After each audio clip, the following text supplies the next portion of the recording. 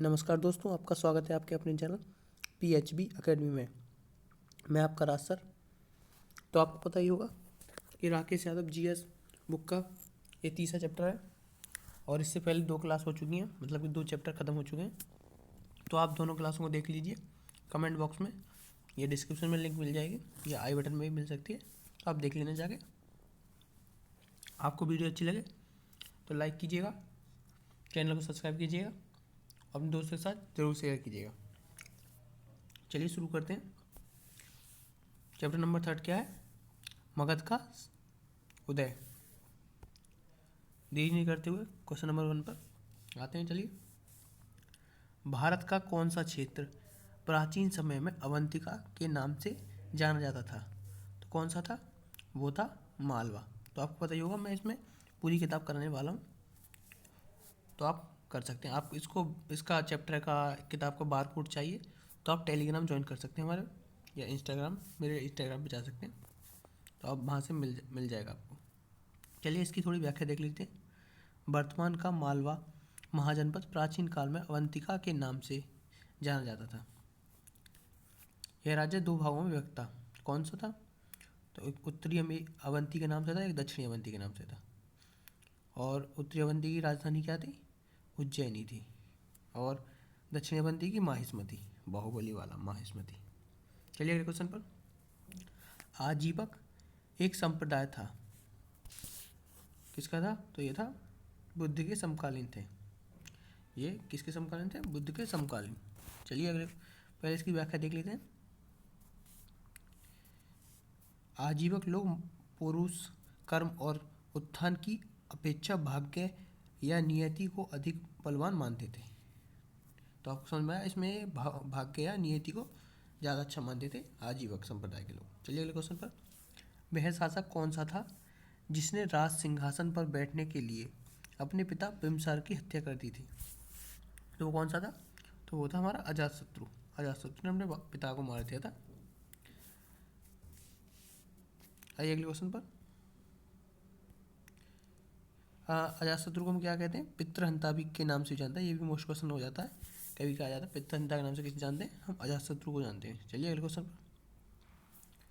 सिकंदर और पोरस की सेनाओं ने किस नदी के आमने सामने वाले तटों पर पड़ाव डाला हुआ था? तो किस पर डाला हुआ था? वो था झेलम नदी पर।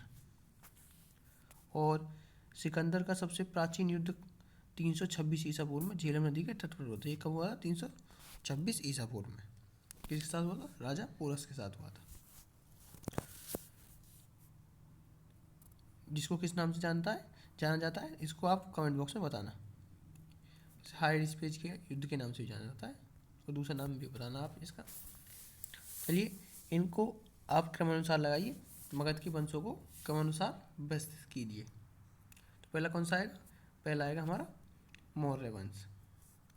फिर क्या आएगा? सॉरी मौर्य वंश नहीं आएगा। पहले आएगा हमारा हर्यक वंश। ओके। फिर आएगा शिशुनाग वंश। पहला हर्यक, दूसरा शिशुनाग, तीसरा क्या आएगा? तीसरा आएगा नंद वंश, और चौथा आएगा मौर्य वंश। मौर्य वंश सबसे लास्ट में आया था। ठीक है, ये चंद्रगुप्त मौर्य है, ये वगैरह थे। ठीक है, तो आप बताना हर एक वंश के संस्थापक कौन है कमेंट बॉक्स में। चलिए अगले क्वेश्चन पर। आप यहाँ इसकी व्याख्या देख सकते हैं। हर एक वंश कब से कब तक था? तो ये था हमारा 544 ईसा पूर्व से 412 ईसा पूर्व। इसका प्रथम शासक जो एक पूछा था मैं, तो वो है बिम्बसार। और अंतिम कौन है? नागदशक। तो इनको प्रथम और अंतिम आप पढ़ लेना, ये इम्पोर्टेंट है। और शिशुनाग का प्रथम कौन था? तो शिशुनाग ही था। अंतिम महानंदिन। और नंद वंश का कौन था? महापद्म नंद। और अंतिम घनानंद था। और मौर्य वंश का कौन था? चंद्रगुप्त मौर्य। प्रथम कौन था? चंद्रगुप्त मौर्य। और अंतिम कौन था? बृहदत्त। आइए अगले क्वेश्चन पर। चेंदी वंश का प्रसिद्ध शासक राजा खारवेल किस क्षेत्र से था? तो किससे था वो? तो वो था कलिंग से। आइए अगले क्वेश्चन पर। उस साम्राज्य का नाम जिसने पहली बार युद्ध में हाथी का इस्तेमाल किया था? ये क्वेश्चन आ जाता है। देखिए कितनी बार आया है। देखो SSC CA PF में आया, SF में आया, SI CISF में आया, वो भी ASI में, ASI 2015 में आया, ये बहुत बार आता है, ये दिल्ली पुलिस में भी आया था। तो ये किसने किया था? ये किया था मगध ने। चलिए अगले क्वेश्चन पर, किसकी सेना ने ग्रीक शासक सिकंदर के साथ झेलम नदी के तट पर मुकाबला किया? तो किसने किया था? तो वो पोरस ने किया था।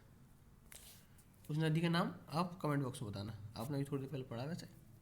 उस गणतंत्र का नाम बताएं जो 6ठी शताब्दी ईसा पूर्व 8 राज्यों का एक संघ था।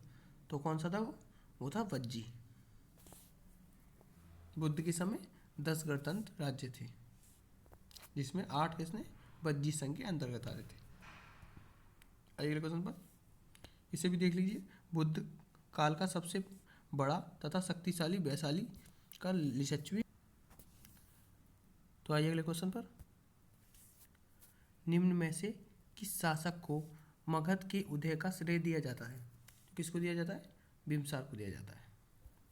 मगध 16 महाजनपदों में से सबसे महत्वपूर्ण जनपद उभर कर सामने आया था।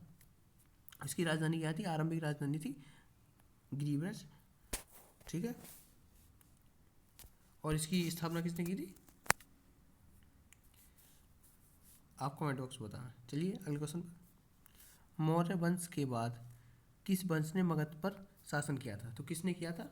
वो था शुंग वंश। और शुंग वंश के संस्थापक आप कमेंट बॉक्स में बताना। चलिए, नालंदा विश्वविद्यालय कहाँ है? तो कहाँ पर है नालंदा विश्वविद्यालय? तो वो है हमारे बिहार में। बिहार की राजधानी आप कमेंट बॉक्स में बताना, और मुख्यमंत्री और राज्यपाल बताना। चलिए अगले क्वेश्चन पर। क्वेश्चन यहीं पे, ये चैप्टर यहीं पे खत्म होता है। अब क्वेश्चन खत्म हो चुके हैं इसमें 12 क्वेश्चन थे। अब हम चैप्टर नंबर 4 करेंगे। तो आपको वीडियो अच्छी लगी हो, हेल्पफुल लगी हो, तो जरूर लाइक कीजिएगा, शेयर कीजिएगा और हमारे चैनल को सब्सक्राइब कीजिएगा। जो भी नए हैं वो जरूर सब्सक्राइब कीजिएगा आगे की अपडेट पाने के लिए। और इसमें पूरी किताब खत्म होगी जल्दी से जल्दी, मैं जल्दी वीडियो डालूंगा। जय हिंद, जय हिंद।